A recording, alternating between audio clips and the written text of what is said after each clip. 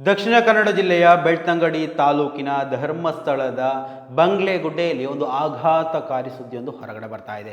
ನಾವು ಏನು ಇದಕ್ಕಿಂತ ಮೊದಲು ಈವರೆಗೂ ನಡೆದಂತಹ ಪ್ರಕರಣಗಳಲ್ಲಿ ಗಮನಿಸಿದಂತಹ ಒಂದು ವಿಚಾರ, ನೂರಾರು ಅಪರಿಚಿತ ವ್ಯಕ್ತಿಗಳ ಶವಗಳು ಕೊಳೆತ ಸ್ಥಿತಿಯಲ್ಲಿ ಪತ್ತೆ ಆಗುವಂಥದ್ದು, ಅದನ್ನು ಅಲ್ಲೇ ಸಮಾಧಿ ಮಾಡುವಂಥದ್ದು. ಸೊ ಈ ಒಂದು ವಿಚಾರದಲ್ಲಿ ಹಲವು ಪ್ರಕರಣಗಳು ದಾಖಲಾಗಿತ್ತು.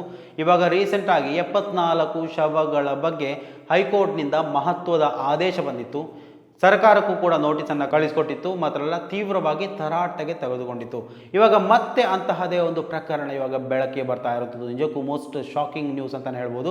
ಬಂಗ್ಲೆಗುಡ್ಡೆ ಅಂತ ಹೇಳುವಾಗಲೇ ಏನು ನೀವು ಶಾಕ್ ಆಗಿ ನೋಡ್ತಾ ಇದ್ರಿ, ಅದೇ ರೀತಿಯಲ್ಲಿ ಇವತ್ತು ಬಂಗ್ಲೆಗುಡ್ಡೆಯಲ್ಲಿ ಮತ್ತೊಂದು ಶವ ಕೊಳೆತ ಸ್ಥಿತಿಯಲ್ಲಿ ಪತ್ತೆಯಾಗಿರುವಂಥದ್ದು. ಸೊ ಯಾರದು ಶವ, ಏನಿದು ಪ್ರಕರಣ, ಕಂಪ್ಲೀಟ್ ಆಗಿ ಈ ಒಂದು ಡೀಟೇಲ್ಸನ್ನು ಈ ಒಂದು ವಿಡಿಯೋದಲ್ಲಿ ವಿವರಿಸ್ತಾ ಹೋಗ್ತೀನಿ. ಅದಕ್ಕೂ ಮೊದಲು ಈ ಒಂದು ವಿಡಿಯೋವನ್ನು ನೀವು ಮೊದಲನೇ ಬಾರಿ ವೀಕ್ಷಣೆ ಮಾಡುವವರಾಗಿದ್ದರೆ ಖಂಡಿತವಾಗಿಯೂ ಈ ಒಂದು ಚಾನಲನ್ನು ಸಬ್ಸ್ಕ್ರೈಬ್ ಮಾಡ್ಕೊಂಡು ನೋಡಿ. ಮಾತ್ರ ಅಲ್ಲ, ನಿರಂತರವಾಗಿ ಇಂತಹ ಅಪ್ಡೇಟ್ಗಳನ್ನು ನಿಮ್ಮ ಮುಂದೆ ತರುವಂತಹ ಪ್ರಯತ್ನವನ್ನು ನಾವು ಮಾಡ್ತೀವಿ.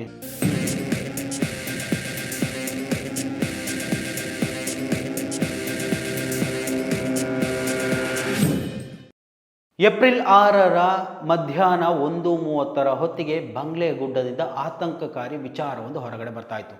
ಜನಸಾಮಾನ್ಯರಲ್ಲಿ, ಸಾರ್ವಜನಿಕರಲ್ಲಿ ಕೆಲವೊಂದಿಷ್ಟು ಟೈಮು ಆತಂಕದ ಪರಿಸ್ಥಿತಿ, ಮನಸ್ಥಿತಿ ನಿರ್ಮಾಣ ಆಗಿತ್ತು ಅಂತ ಹೇಳಿದ್ರು ಕೂಡ ತಪ್ಪೇ ಆಗಲಿಕ್ಕಿಲ್ಲ. ಈ ಒಂದು ವಿಚಾರ ಬೆಳಕಿಗೆ ಬರ್ತಾ ಇದ್ದಂತೆ ಧರ್ಮಸ್ಥಳ ಪೊಲೀಸರು ಸ್ಥಳಕ್ಕೆ ಧಾವಿಸಿ ಆ ಒಂದು ಸ್ಥಳವನ್ನ ಮಹಜರು ಮಾಡುವಂತಹ ಪ್ರಕ್ರಿಯೆಗಳನ್ನು ಆರಂಭ ಮಾಡಿದ್ರು. ಪತ್ತೆಯಾದಂತಹ ಮೃತದೇಹ ಸಂಪೂರ್ಣವಾಗಿ ಕೊಳೆತ ಸ್ಥಿತಿಯಲ್ಲಿದ್ದು, ಪ್ರಕರಣದಲ್ಲಿ ಅದು ಒಂದು ಗಂಡಸಿನ ಶರೀರ ಅಂತ ಪ್ರಾಥಮಿಕ ಹಂತದಲ್ಲಿ ವರದಿ ಬಂದಿರುವಂತದ್ದು. ಈ ಒಂದು ವಿಚಾರ ಹೊರಗಡೆ ಬರ್ತಾ ಇದ್ದಂತೆ ಏನು ಧರ್ಮಸ್ಥಳ 39/2025 ಪ್ರಕರಣ ಏನಿದೆ, ಸೊ ಆ ಸಂದರ್ಭದಲ್ಲಿ ಸಾರ್ವಜನಿಕವಾಗಿ ಆ ಒಂದು ಸ್ಥಳೀಯರಲ್ಲಿ ಏನು ಆತಂಕ ಮನೆ ಮಾಡಿತ್ತು, ಅದೇ ರೀತಿಯ ಆತಂಕ ಮತ್ತೆ ಸೃಷ್ಟಿಯಾಗಿದ್ದನ್ನು ನಾವು ಗಮನಿಸಬಹುದು. ಸೊ ಆ ಒಂದು ವ್ಯಕ್ತಿ ಯಾರು, ಏನು, ಎತ್ತ, ಅವರ ಬಗ್ಗೆ ಕಂಪ್ಲೀಟ್ ಡೀಟೇಲ್ಸ್ ಅನ್ನು ಇವತ್ತು ಪೊಲೀಸರು ಕಲೆ ಹಾಕ್ತಾ ಇರುವಂಥದ್ದು. ಸೊ ಎಲ್ಲಿಂದ ಬಂದರು, ಯಾಕೆ ಇಲ್ಲಿ ಆತ್ಮಹತ್ಯೆ ಮಾಡ್ಕೊಂಡ್ರ ಅಥವಾ ಯಾರಾದರೂ ಕೊಲೆ ಮಾಡಿದ್ರ, ಸೊ ಎಷ್ಟು ದಿವಸ ಆಗಿರ್ಬೋದು ಕೊಳೆತು, ಎಲ್ಲವನ್ನ ಇವತ್ತು ತನಿಖೆ ಮಾಡ್ತಾ ಇದ್ದಾರೆ. ಈ ಒಂದು ಪ್ರಕರಣದ ಬಗ್ಗೆ ಕಂಪ್ಲೀಟ್ ಡೀಟೇಲ್ಸ್ ಅನ್ನ ನೋಡ್ತಾ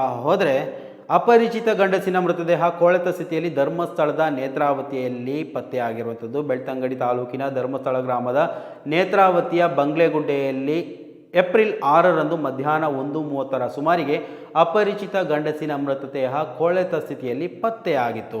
ಧರ್ಮಸ್ಥಳ ಪೊಲೀಸರು ಮೃತದೇಹವನ್ನ ಮಹಜರು ನಡೆಸಿ ಮಂಗಳೂರು ಆಸ್ಪತ್ರೆಗೆ ಸಾಗಿಸಿದ್ದಾರೆ. ಮೇಲ್ನೋಟಕ್ಕೆ ಅಪರಿಚಿತ ವ್ಯಕ್ತಿ ಆತ್ಮಹತ್ಯೆ ಮಾಡಿಕೊಂಡಿರುವ ಶಂಕೆ ವ್ಯಕ್ತವಾಗಿದೆ. ಧರ್ಮಸ್ಥಳ ಪೊಲೀಸರು ತನಿಖೆಯನ್ನ ನಡೆಸ್ತಾ ಇರುವಂಥದ್ದು. ನಾವು ನಮ್ಮ ರಾಜ್ಯದಲ್ಲಿ ಹಲವು ಪ್ರಕರಣಗಳ ಬಗ್ಗೆ ಮಾಹಿತಿಯನ್ನ ಕಲೆ ಹಾಕಿದವರು, ಮಾಹಿತಿಯನ್ನ ನಿಮ್ಮ ಮುಂದೆ ತಂದವರು. ಆದರೆ ಬೆಳ್ತಂಗಡಿ ತಾಲೂಕು, ದಕ್ಷಿಣ ಕನ್ನಡ ಜಿಲ್ಲೆಯ ಬೆಳ್ತಂಗಡಿ ತಾಲೂಕಿನಲ್ಲಿ ಆಗ್ತಾ ಇರುವಂತಹ ಅಸಹಜ ಸಾವುಗಳು ನಾವು ಗಮನಿಸಬಹುದು. ಬರೀ ಈ ಒಂದು ಬಂಗ್ಲೆಗುಡ್ಡದಲ್ಲಿ ಆಗುವಂತಹ ಪ್ರಕರಣಗಳು ಮಾತ್ರ ಅಲ್ಲ, ಇಲ್ಲಿ ಬೆಳ್ತಂಗಡಿ ತಾಲೂಕಿನ ಸಾಂಬೋಳ್ಯದ ಯುವಕ ಸುಮಂತಿನ ಸಾವು ಪ್ರಕರಣ ಈಗಾಗಲೇ 3 ತಿಂಗಳುಗಳು ಹತ್ತಿರ ಆಗ್ತಾ ಬಂತು. ಈ ಒಂದು ಪ್ರಕರಣದಲ್ಲಿ ಯಾವುದೇ ನ್ಯಾಯವನ್ನು ಆ ಒಂದು ಕುಟುಂಬಸ್ಥರಿಗೆ ಕೊಡೋದಕ್ಕೆ ಬೆಳ್ತಂಗಡಿ ಪೊಲೀಸರಿಂದ ಸಾಧ್ಯ ಆಗಿಲ್ಲ. ಕೊಲೆಗಡುಕ ಯಾರು, ಸುಮಂತನಿಗೆ ಆ ಒಂದು ಬಾಲಕನಿಗೆ ನಿಜವಾಗ್ಲೂ ಏನಾಯಿತು, ಆತ ನಿಗೂಢವಾಗಿ ಸಾವನ್ನಪ್ಪಿದ್ದು ಹೇಗೆ, ಆತನ ಶರೀರ ಆ ಒಂದು ಕೆರೆಯಲ್ಲಿ ಪತ್ತೆಯಾಗಿದ್ದು ಹೇಗೆ, ನಂತರ ನಡೆದಂತಹ ಬೆಳವಣಿಗೆಗಳು, post mortem report, FSL report, ಇದು ಯಾವುದೂ ಕೂಡ ಇವತ್ತು ಕಾಣಲಿಕ್ಕೆ ಸಾಧ್ಯ ಆಗ್ತಾ ಇಲ್ಲ. ಆದರೆ ದೊಡ್ಡ ಮಟ್ಟದಲ್ಲಿ ಅವರ ಬೈಕ್ ಚಾಲಕನ ವಿಚಾರಗಳು ಬರ್ತಾ ಇತ್ತು. ಅತ್ಯಂತ ರಭಸವಾಗಿ ಆತ ಹೋಗಿರುವಂಥದ್ದು, ನಂತರ ರಿಕ್ಷಾಗೆ ಡಿಕ್ಕಿ ಹೊಡೆದಿರುವಂಥದ್ದು, ನಂತರ ಆತ ಮಾಯ ಆಗಿರುವಂಥದ್ದು. ಸೊ ಇವೆಲ್ಲವೂ ಕೂಡ ಬೆಳಕಿಗೆ ಬಂದಿತ್ತು. ಆದರೆ ಆರೋಪಿ ಯಾರು ಎನ್ನುವಂತಹ ಪ್ರಶ್ನೆಗೆ 3 ತಿಂಗಳಾಯಿತು, ಇನ್ನು ಉತ್ತರ ಕಂಡು ಹಿಡಿಯೋದಕ್ಕೆ ಸಾಧ್ಯ ಆಗಿಲ್ಲ.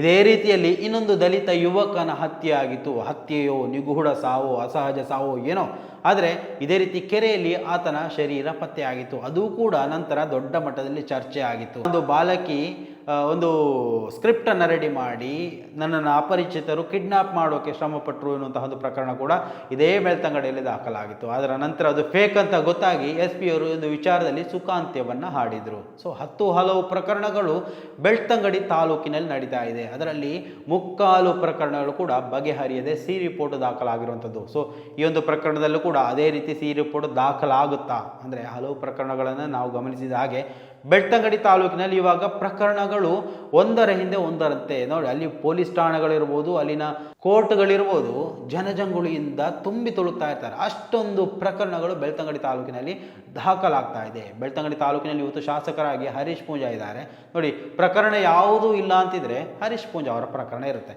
ಅವರು ದ್ವೇಷ ಭಾಷಣ ಮಾಡಿರುವಂಥದ್ದು ಅಥವಾ ಅವರು ಅನ್ಯ ಧರ್ಮವನ್ನು ನಿಂದನೆ ಮಾಡಿರುವಂತಹ ಆರೋಪಗಳು. ಸೊ ಅದರ ಬಗ್ಗೆ ತನಿಖೆ ನಡೀತಾ ಇರುತ್ತೆ. ಜನಸಾಮಾನ್ಯರಿಂದ ಯಾವುದೇ ಪ್ರಕರಣ ಇಲ್ಲ ಅಂತಿದ್ರೆ ಅಲ್ಲಿನ ಶಾಸಕರೇ ಪ್ರಕರಣವನ್ನು ಕೊಟ್ಟು ಬಿಡ್ತಾರೆ, ನಿಮಗೆ ಕೆಲಸ ಆಗಲಿ ಅಂತ ಹೇಳ್ಕೊಂಡು. ಸೊ ಈ ಒಂದು ಧರ್ಮಸ್ಥಳದಲ್ಲಿ ನಡೀತಾ ಇರುವಂತಹ ಇಂತಹ ಅಸಹಜ ಸಾವುಗಳ ಬಗ್ಗೆ ವೀಕ್ಷಕರಾಗಿ ನಿಮಗೆ ಏನು ಹೇಳಲಿಕ್ಕಿದೆ? ಸೊ ನಿಮ್ಮ ಅಭಿಪ್ರಾಯವನ್ನು ಕೂಡ ಕಮೆಂಟ್ ಮಾಡಿ. ಮುಂದಿನ ಮಾಹಿತಿಯೊಂದಿಗೆ ಮತ್ತೆ ಭೇಟಿಯಾಗೋಣ. ಅಲ್ಲಿವರೆಗೂ ನಮಸ್ಕಾರ.